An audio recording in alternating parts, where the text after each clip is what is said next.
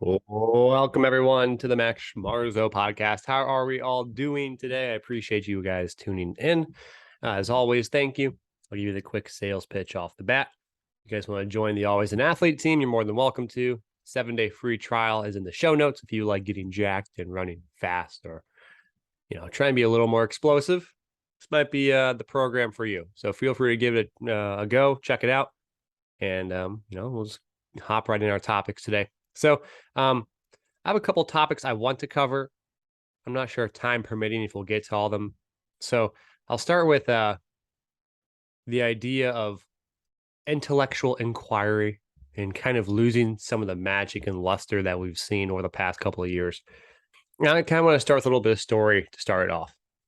So where should I begin with this? I saw the initial post on Instagram, but I guess the feeling has been there for a while. And the post pointed out the fact that, back in the day, we used to pay thousands of dollars to go travel to a seminar, learn from experts, be curious about things, want to learn things.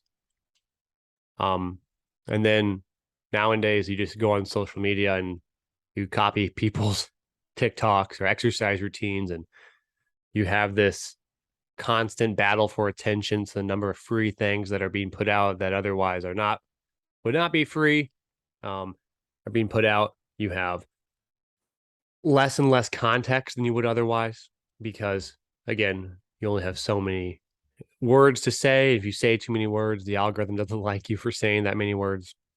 And it's really induced some sort of like weird filtration system on almost like human thought as a whole, to where we no longer are able to get full context. And that's an interesting thing, because at the same time, you have the proliferation of long form conversation coming back to life, long form entertainment in terms of TV series that have hour-long episodes.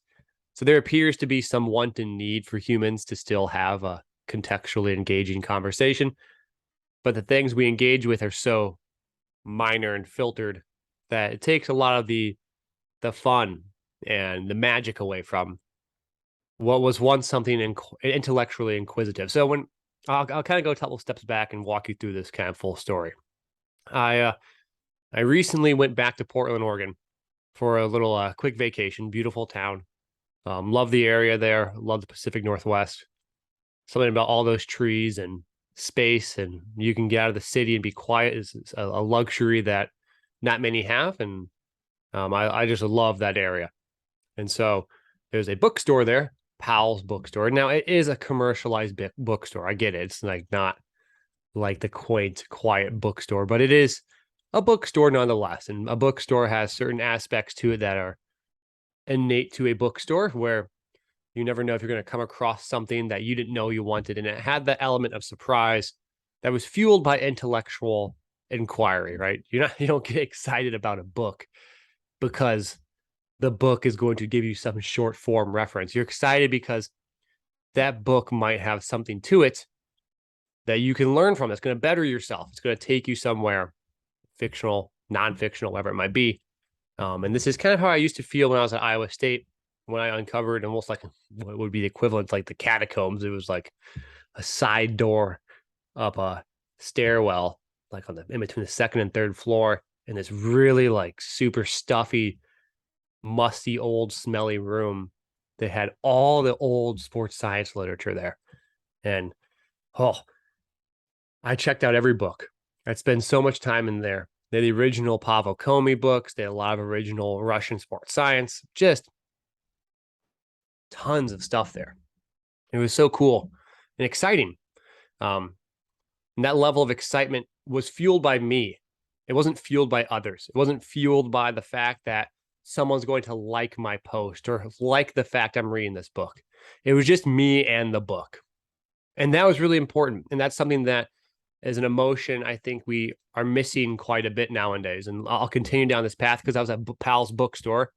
And in there, I found some awesome books, and I got a couple of books, and they talked about one of the books I mentioned in my last podcast about the world through numbers. But whatever, found some books I didn't think I was going to encounter. You get in there and you start wanting to buy all the books. It's like the weirdest feeling, the weirdest human urge, this need for knowledge.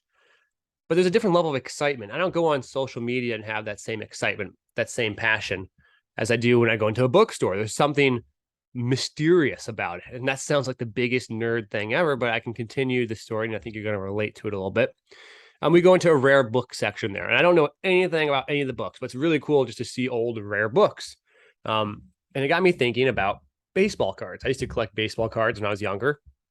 And so I went back to visit my parents, not in Portland, by the way, when I got back from Portland. And we looked at all of our old cards as a former card collector. And there's something about them that, we actually have some sealed boxes that, some old Topps 1993, whatever it is, baseball cards and old boxes we never opened for whatever reason. And there's something, again, like that magical feeling about it. And on social media, you see people gravitate towards it, but it seems to be this like massive drive towards financial gain, which is, A-okay, I get it. But remember when we used to do things because we liked things? Like everything wasn't publicized. I can't publicized. Not everything was about making money or getting likes. It was about you learning more and you enjoying something. And that's like, when you open up the old cards, you open up like a memoir or a time capsule of emotions. And you're like, oh man, like I forgot how this felt. This excitement, and it's an interesting type of excitement because it's a very captivating excitement. It's an excitement when you get a pack of cards and you open it up, the sound, the unknowing of what's in it, and then you get whatever card you're looking for or hope to get. You don't go sell the card. You enjoy the card. You cherish the card. It's some interesting innate emotion to humans. We have that in the same way that you might feel that when you find a book that you didn't know you wanted, or you find something at Powell's and I found 2 books I didn't know I was going to be interested in, or you find, I don't know, I'm losing an example here that I had in my head before, but the point of it is it's that magic, that whimsy, and that want that you are doing it for the sake of you. And a lot of times now, with the advent of social media and the extravagance of it, the constant need to be relevant within the framework, it's a daily effort to try and be relevant. It seems like we lose a lot of that passion. It just becomes extremely redundant. There's not enough context, and there's not that same excitement. Even conferences that I've gone to in the past, whatever, it seems like there's some level of intellectual redundancy. It's not this excitement of intellectual thought and intrigue. Like when you read a book, it's you and the book having a conversation.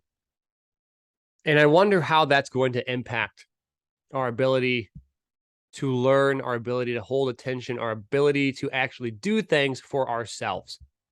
Because with the constant hustle and bustle and trying to get in front of whatever for social media exposure, whether you are a brand yourself, whether I operate on social media, whether you engage in social media, we're all part of this interconnected social media realm that seems to take away from the desire to have something that is critically thought-provoking, that you might go to a conference and try and engage with X, Y, or Z so you can better understand it, to better yourself with no intent beyond that.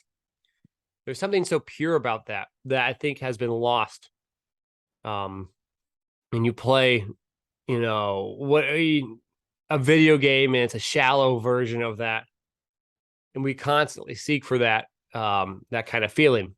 And so what I'm trying to get at, though, is the intellectual curiosity has to be from yourself. And someone messaged me on social media today, actually, and asked me about, how do I get started in training? What career advice do you have? And I kind of thought about when I was coming up. And it was like, well, you interned, you read books, you heard about people, you heard about training methods, you asked coaches, you sought out advice. it wasn't like on social media, you just go and I'm on Google search or social media search French contrast training or whatever. And now I know how to do French contrast training or whatever. That becomes a very superficial approach because you never actually understand why. So I told the person, look, regardless of what field you're going into, you need to learn how to learn. Because the more that you learn, like truly learn something from, and to learn something, you want to get as close to the source of knowledge. And what I mean by that is in the perfect world, you yourself would have ran the experiment. However, you may not have ran the experiment. So you need to get as close to the source knowledge as possible. So that's where you actually read research papers. You read the history of research. You learn about the methods, the questions they had. You don't read an article and you now know. You read a research paper and you think about that research paper. You ponder it and you wonder whether or not you draw the same conclusions. What happens is you begin to get close to that source of knowledge. And the more you can get closer you can get to that source of knowledge, the more you understand the elementary inquiries of that investigation. And the more that knowledge can actually become yours. And the more of this knowledge you accumulate, the more you can synthesize it and create new bits of knowledge. People who just go online and want to play copycat will always be dependent on those who they copy from. And so it becomes a process of no one ever understanding knowledge at a certain point, because the copycats will just copy off the most relevant information. If someone can make relevant information regardless of the context or accuracy of the information, you now are having copycats playing telephone off of inaccurate information. And then we just have the constant spiral effect of this occurring on repeat, because maybe one of those copycats becomes successful and then they start promoting whatever X, Y, and Z. Then people copy off of that. And you have this system of forever no knowledge. But I think us as humans truly know when we're encountering something genuine and not. I have faith in humanity that we can. I know, I hope deep down that you have that feeling like when you walk into a bookstore, you open something new for the first time you haven't read and you engage with it. That excitement that's internally driven, that in that moment of time that you're reading it and engaging with it, you're not thinking about how do I share this? Your sole interest is in learning. And I think humans like to learn. And I think we don't actually appreciate that much. I think a lot of people think, oh, we don't like, I think a lot of people think of themselves as not really an active learner. Oh, I'm not X, Y, I'm not Z, blah, blah, blah. We're always seeking out information. That is the principle of survival.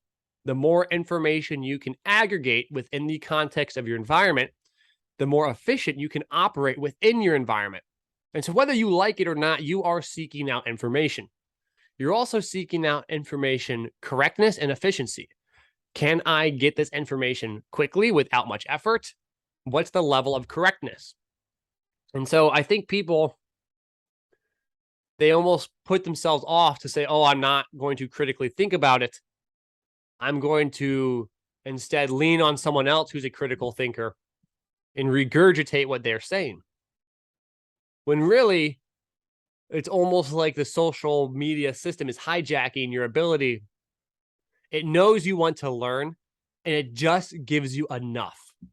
It's like it knows you want a sweet food, but if you have the fully sweet food, you'd be actually satisfied. So it just gives you enough sweetness to get you coming back.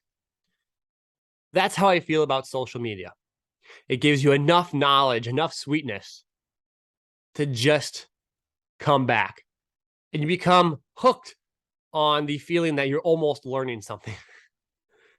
And you don't have that same excitement. And when you really sit there and think about it, you don't have that same joy, that same intellectual, natural inquiry. It's such a human aspect to have.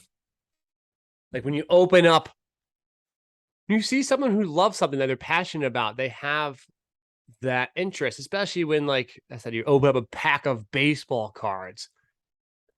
It's giving you information about what's in it. And you look at the cards and you enjoy the cards and you appreciate the cards. You're not looking at them because you want to sell them. You're looking at them because they bring some sort of interest at an intellectual level to you that you enjoy. The same way you find an interesting book, or you find something that's interesting to an experiment to do, whatever.